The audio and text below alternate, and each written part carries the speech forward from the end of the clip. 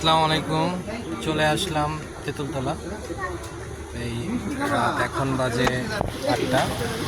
চলে আসলাম তেঁতুলতলা খোকামি আর মিষ্টিতে। দেখুন খোকামি আর মিষ্টি দেখে এটা হচ্ছিল তেঁতুলতলা। এখানে সবই মিষ্টির জন্য এখন বিখ্যাত হয়ে গেছে। এই যে এই সাইডেও মিষ্টির দোকান ছিল, এই বিল্ডিং হওয়ার কারণে এখন আর নাই। এই হচ্ছে সেই দেখুন কাঙ্ক্ষিত খোকামি আর মিষ্টির দোকান। দেখছেন শুধু লাকড়ি দিয়ে মিষ্টি তৈরি হয়। হচ্ছিল কাঙ্ক্ষিত সেই জোয়ার ভাই নিয়ে আসছে। জোয়ার ভাই মিষ্টি কি খাওয়ানোর জন্য নিয়ে আসছেন? জোয়ার ভাই মিষ্টি খাওয়ানোর জন্য নিয়ে আসছে।